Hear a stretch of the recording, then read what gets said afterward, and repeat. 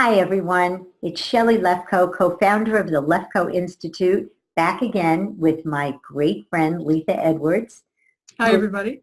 is going to have a conversation with me about our third in the series of living an intentional life. So we talked about having an intentional relationship and what that is. We talked about being intentional about your health and what that looks like.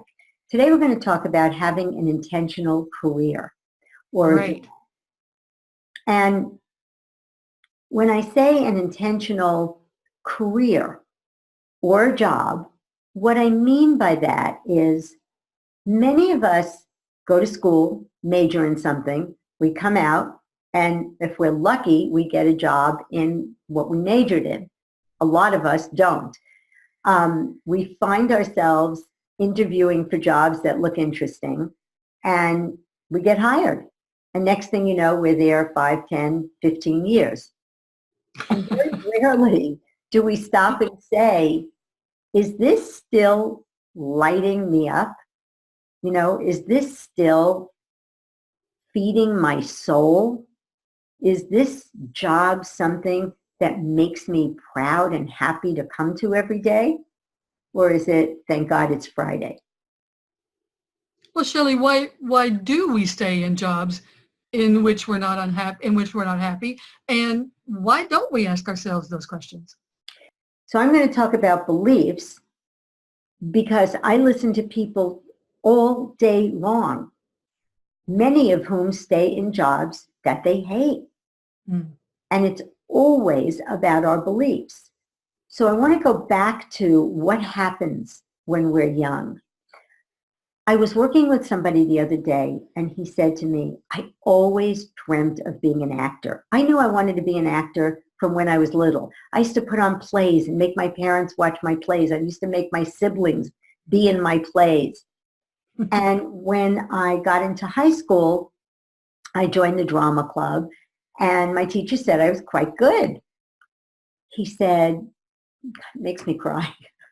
He said, so I went to my parents and he said, I want to major in acting in school. Sure. And they said, oh, very few people make it in acting. You'll end up being a starving waiter. And we're not paying for you to go to school to study acting. Yeah. And so the same thing is true with being a professional baseball player. I had a client who wanted to be a professional baseball player. He loved baseball. And his parents said, very few people make it. Now, I'm not saying those things aren't true, but it doesn't mean you won't make it. And it did, certainly didn't mean that you shouldn't try. Because how many people leave this world regretting not going for it, not at least trying? Really? I think about one of my clients' mothers said to her, you have to be thin, tall, and beautiful to be an actress or an actor. And I think about people like Danny DeVito, or his wife, Rhea Perlman, or there's millions, but there's many people who are actors and actresses who are not, classically beautiful. They're beautiful, but they're not, model beautiful. Right. And so I think that as kids, we conclude things that we can't be those things, that we can't do those things. It's the same thing with wanting to be an entrepreneur. So many of us are told, like my father, get a good job. Jobs have security. And I have so many people that I work with who stay in jobs because they're afraid. They think that having a job is more secure. And it's not. Companies go out of business, people get laid off, you can get fired. So it's not even true that it's more secure. When you have your own business, you have way more control of how things work out financially, of what kind of business you have. So, many people are not, and that's what I find. In fact, I'm writing a book about entrepreneurs and the beliefs that they have that keep them from being successful entrepreneurs. And it's always beliefs. So Sorry. So, Yeah. so what do I do though? What do I do? I'm the person who works in every day 9 to 5, and like you say, put in all those hours, and I'm really unhappy. What are my steps? How do I get out of it if I discover this really isn't what I want to do? Yeah. So the first thing is, whatever you can do to look at your beliefs and to actually ask yourself, what would I have to believe to stay in a job that I don't like? I'm not capable. I Mm. don't have what it takes. I'm too old. Nobody's going to want me. Any beliefs that you have, if you wanted to go into sales and be successful in sales, you might have beliefs that I just worked with somebody who had the beliefs that selling is dirty, and you have to lie to people to be successful in Wow. sales. You know, Yeah. so just kind of sit down and journal and ask yourself, what beliefs do I have that are in the way? And then whether it's work with me or, do natural confidence or, however it is that you could get rid of those beliefs, I really urge you to do that. And so that's really where people are stuck, because if you didn't have beliefs, you'd say, the other thing is money beliefs. Nobody's going to pay me what I'm worth, or you may Mhm. have a fear of asking for what you're worth. Right. I won't be able to make it. Yeah. Right. Hmm. Hmm. Yeah, I need the money. I have to stay here because, money is scarce and hard to get. So there's lots of beliefs that have us stay in a job that we don't love. Um, But Shell, if I have my list, and I think that's a great idea for anyone to do, just to come up with that list. Now, what do I do with that list? well, so the first thing that you do is you find a way to eliminate the beliefs. Then once the beliefs are out of the way, then you can sit down and say, here are the questions. What lights me up? Do I Mm. love being with people, or do I love being alone? Do I want to sit by myself and work, or do I want to be in an environment with a lot of people? Do I like, what are the things, when you look back at your life, was there anything that you ever really wanted to do? What did you play as a kid? Yeah. And look at the things that you enjoy. It's interesting. Morty used to tell my girls, find something that you love doing and then find somebody to pay you to do it. I do remember that. So instead of looking for a job or saying, oh, I can't I love arranging flowers.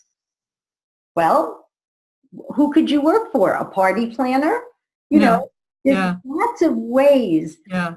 If you say, I have a client who loves crafting, and she said, when I craft, I realize that my stress levels go down. I'm not eating because my hands are busy.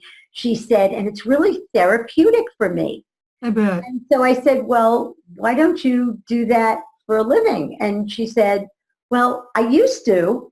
And then we got into a conversation, and now she's back to crafting, and she's doing it, she's selling it as a way for people to get rid of their stress and work through their issues by crafting. So she got rid of the beliefs that were in her way of pursuing that dream, that crafting that she used to love.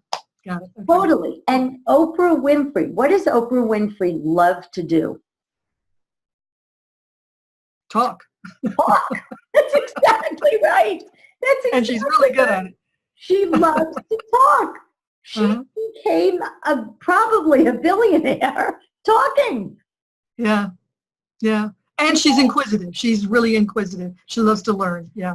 And she loves to learn. And as she grew, and that's so insightfully, because she loves to learn, and all of a sudden she discovered personal growth, and she took her show, which was a mega success, and shifted it to personal growth. And she knew she was going to lose people doing that, because not everybody's into it, but she found her audience. She found her audience. And she found her bliss. That's what she wanted And to she do. found her bliss. That's And cool. that's what I think is possible. When I get up, one of the things that I can honestly say is when I lost Morty. And for those of you who may not know, my husband Morty was my co-founder in Lefkoe Institute, and he died 3.5 years ago. And I just didn't know how I was going to go back to work. I was so devastated. The minute a person got in front of me and I knew that I could help them be free, which is what turns me on. Contribution. Yep, absolutely. Be a contribution. That lights me up. Doesn't have to light you up. It's not noble. It's not better than. It's just what turns me on. When I know people can get stuff out of the way and live their bliss, as you said, that juices me. That turns me on. And it is what got me through my husband's death.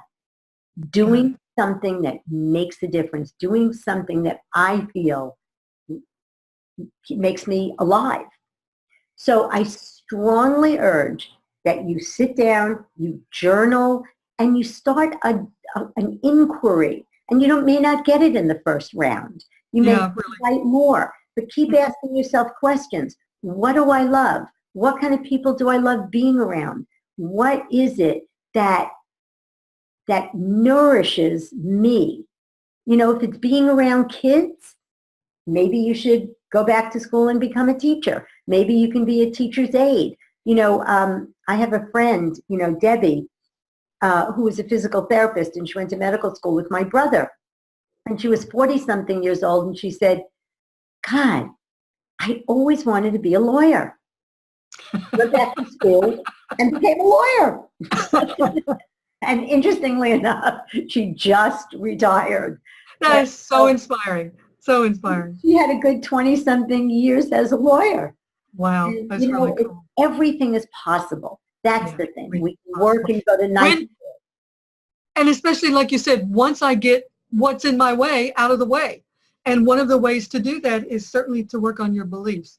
I sure know it helped me. So I want to close with this story that my daughter hates, but I love. So Brittany has totally done her work, and she's very confident. She's not cocky, but she's confident.